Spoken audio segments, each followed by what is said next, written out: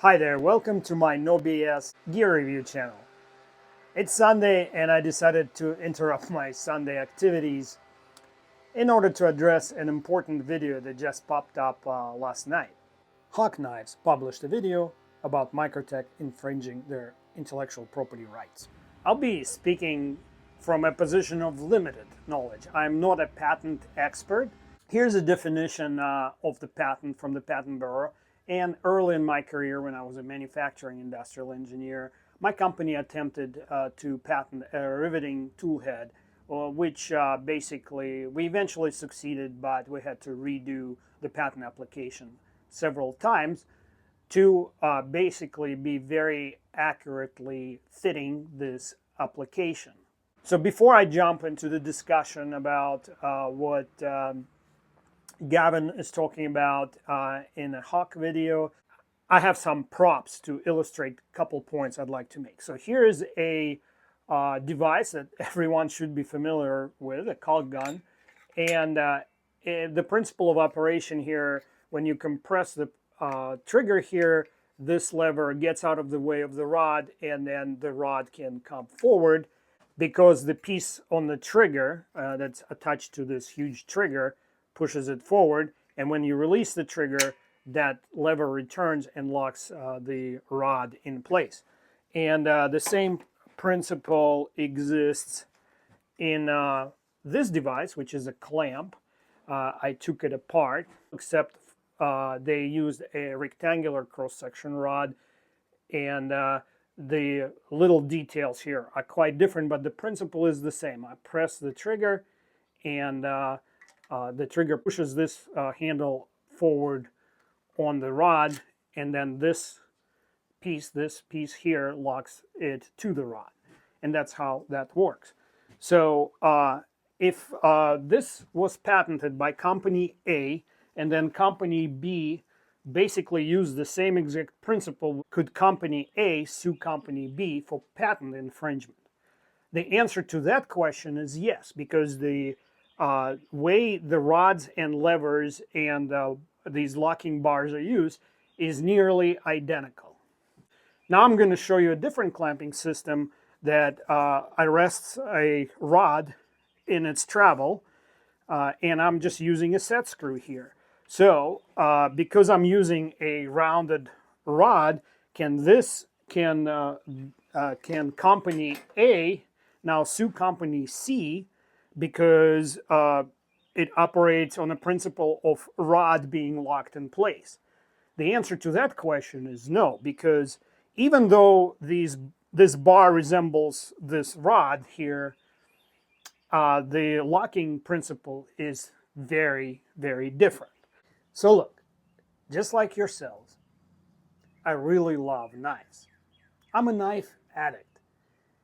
Specifically, I love the Deadlock Hawk, now that I have one, and I really like my Microtech ZBPs. This video is not really about the brewing controversy. I just want to share my knife enthusiast opinion, slightly intermingled with my technical background, in order for all of us to make sense of this developing story.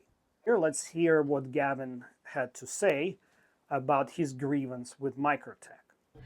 I am the owner of Hawk Knives, which is a knife company that was established by my dad and I back in 1994. So Microtech is utilizing my wedging mechanism in their ZBP OTF. They have copied the shape of the stop pin and the shape of the stopping point, which is the magic behind no blade play in an OTF, magic behind the deadlock. That's how it works. So yeah, I sent Microtech a cease and desist letter. They did respond to it, but not in a way that was satisfactory. Essentially, they said, go pound sand. I own both knives. Actually, I own 3 ZBP knives, Luminary and 2 Ultratechs. And I actually recently acquired a brand new, I think it's called Gen C Hawk Deadlock knife. I did not take that one apart because Gavin years ago published a very explicit video on how to do it, so I did not feel that community would benefit from my tutorial. So let's look at the principle of operation of this locking system. You can see there are two locking bars that lock the blade to the frame and a swivel piece with two little arms that manipulate those bars. The key to what Gavin is talking about, the piece in question, is this, what he calls stop pin. Notice the tapered surface, and that's where he saying that Microtech stole his idea. The purpose of this taper, it engages the feature on the front side frame, which I refer to as a camming surface. The tapered surface on the pin engages this camming surface, and at the same time the bars are locked in place by some feature on the back frame. And the immense amount of friction that is generated between the tapered pin and the camming surface is what preventing the blade from wiggling up and down and side to side, while the locking bars are rested in a forward direction. Now I'm going to share my thoughts on how ZBP operates. So here's this stop pin on a ZBP. The taper is on the underside of the blade, not visible right now from this direction. And when the blade comes out, it engages a camming surface on the frame with a significant amount of force, forcing it to lock forward and to the right. Meanwhile, the locking bar or locking gate arrests the blade in place. Personally, to me, it looks like the principle of operation is in fact the same. I'd hate to take sides here, but what do you guys think? But Microtech put a huge amount of engineering thought into their design. For example, adjustability that exists here, and I did not observe in a Hawk design, which makes this design less susceptible to dirt and wear. Admittedly, I know a lot more about the ZBPs because I did this video where I subjected a ZBP knife, or actually multiple knives, to multiple torture tests.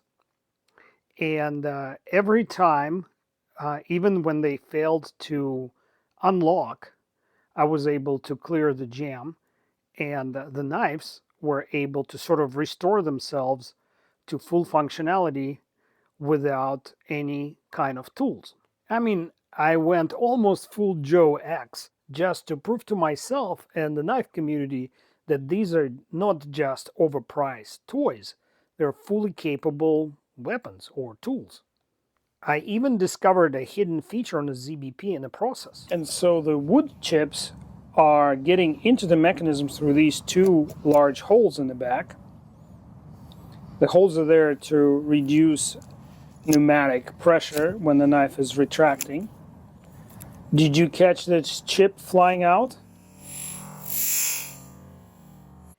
And I haven't done that to the Hawk for the simple reason I bought it out of pure FOMO, fear of missing out. You see, they showed up on one of the knife sites and the price was $2,400. I knew it's in the ballpark because the very basic one goes for $19. And they're extremely rare. If you're not a knife person, you don't really, I don't even want to get into it. They're extremely rare, completely handmade in the US. Absolutely stunning piece of knife engineering. But they are very hard to find because the company does not expand their production. They produce what they produce, and that's it. And it's the Deadlock, so there's absolutely no play. And to be honest with you, it makes anything Microtech puts out feeling wise and looks kind of into a budget knife category. So Gavin, Tony, please stop the BS. All you are going to achieve is to reach your lawyers. And they're, I'm sure, rich enough as it is. We, the knife people, would really appreciate if you could come to an agreement and allow both of your companies to exist and prosper.